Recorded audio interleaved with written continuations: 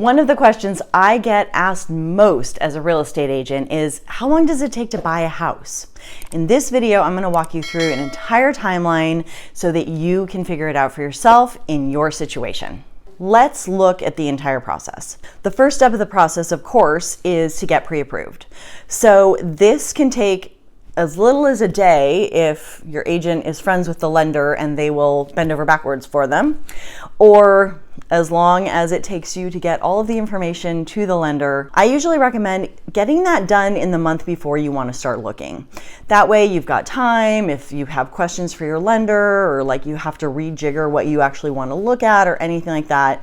You've got time to kind of adjust and make sure you are all set. The next step, of course, is looking at houses. And that process can take anywhere from a day to months.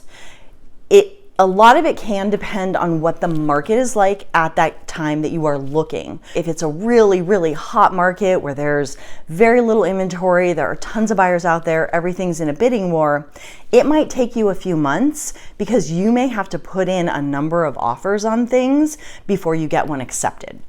If it's in a slower market where there's more inventory on the market, more homes to see, more options, and there isn't as much competition, you might be able to find something faster just because there's more options and you find one and it might be yours.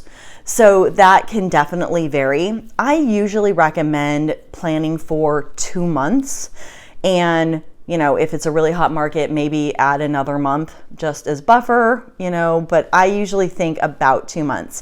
It's honestly usually less, but not always. I just had a buyer that we've been working since June, and we're now going to close on our house in November. So, different people, different processes. Once you get an offer accepted and open escrow, that is usually historically around 30 days.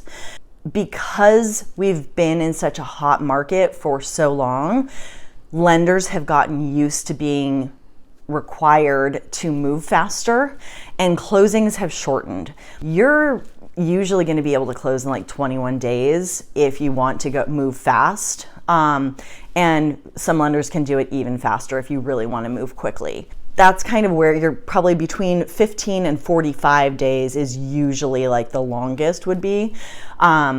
The difference with that could be if somebody needed to extend the closing because they were buying their next house and they wanted it to close at the same time that they bought the next house, or the seller may ask for a rent back because they don't know where they're going. They just needed the money so that they could go buy the next thing, but they don't know where they're going yet.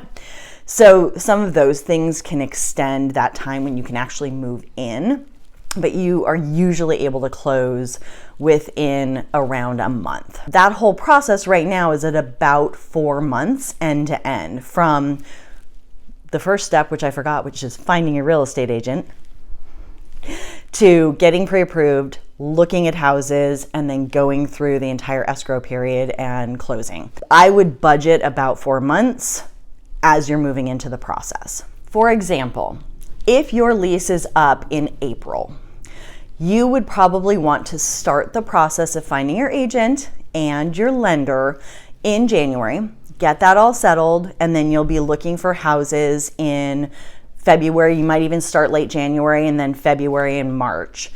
You would want to probably be in escrow within March. So say your lease is up April 15th, you want to be in escrow by March 15th so that you can close before April 15th.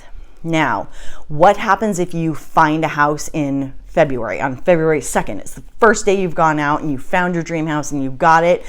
Oh my God, now we're going to close before my lease is up. That's okay. If you bought the house or you put in your offer on February 2nd, it was accepted, and then you're going to do a 30-day close, that would be to March 2nd. Your first loan payment will not be until May 1st. Mortgage payments are paid in arrears or backwards. So you will pay all of the March interest and principal in your closing payment at closing. And then the month of April will actually be paid on May 1st. And then going forward. So you won't have 2 payments in that time period. So you don't have to stress about that. So that's how that process works. I hope this was helpful. If you have any questions about it, always don't hesitate to comment below and check out my next video.